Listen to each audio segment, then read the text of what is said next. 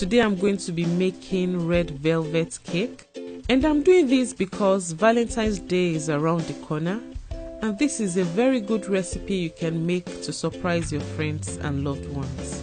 So the first thing to do here is to get your oven preheated to 350 degrees.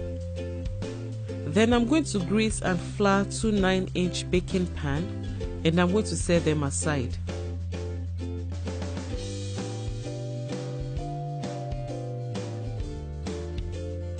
In a large bowl, I'm going to be sifting together some all-purpose flour together with some unsweetened cocoa powder, some baking powder and salt. Once this is done, I'm going to set it aside as well. In another large bowl, I'm going to be creaming together 2 sticks of butter at room temperature together with some sugar until it's light and fluffy, scraping down the sides of the bowl when necessary.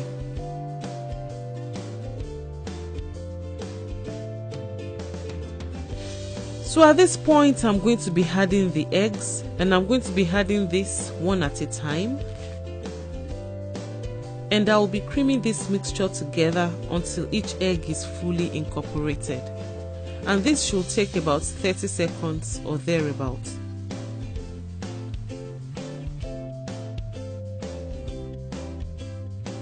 In this glass cup, I'm going to be combining some milk together with some yogurt, some vanilla extract, and of course some food coloring.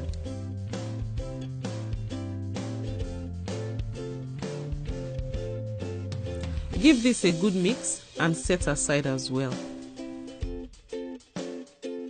Now I'm going to be alternating the addition of the flour mixture and the milk mixture into this cream, starting with the flour and ending with the flour.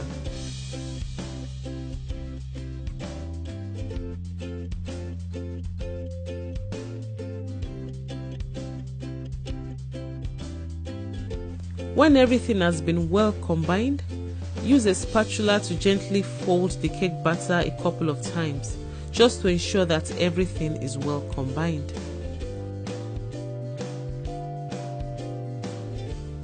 So it's now time to pour the batter into the prepared pans. Divide this batter into 2 equal halves among the pans.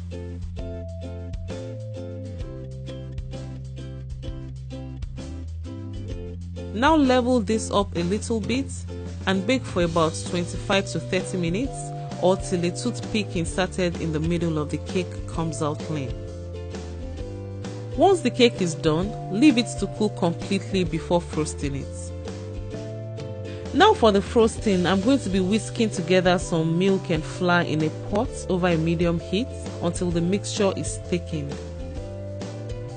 And make sure this mixture is stirred continuously so as to prevent lumps from forming.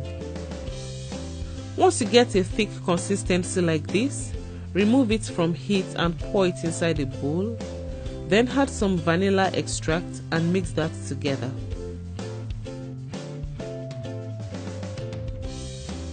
Now cover this up with a plastic wrap, placing the wrap directly over the surface of the thickened flour mixture. This will prevent the surface from drying up. Now leave this to cool completely to room temperature. In another bowl, cream together some butter and sugar until it's light and fluffy, and this should take about 5 minutes. At this point, you can add some salt to the butter if you are not using salted butter. Now this mixture has been whipped to the right consistency that I want. I will now be pouring the thickened flour mixture into this cream, and I'm going to be whisking this together again until it's light, fluffy and creamy.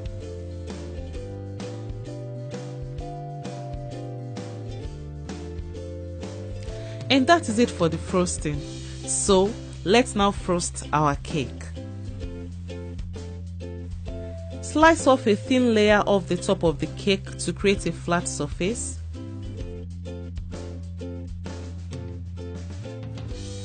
Then place the cake on a stand or a serving plate and evenly spread the frosting over it. Then carefully place the second cake over it and cover the entire cake with the remaining frosting.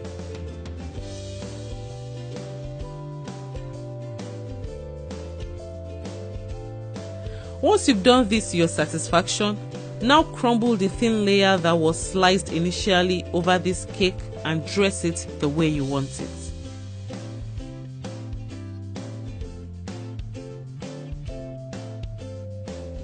So go ahead and make this moist, tender and delicious cake for your friends and loved ones, and I'm very sure they are going to like it.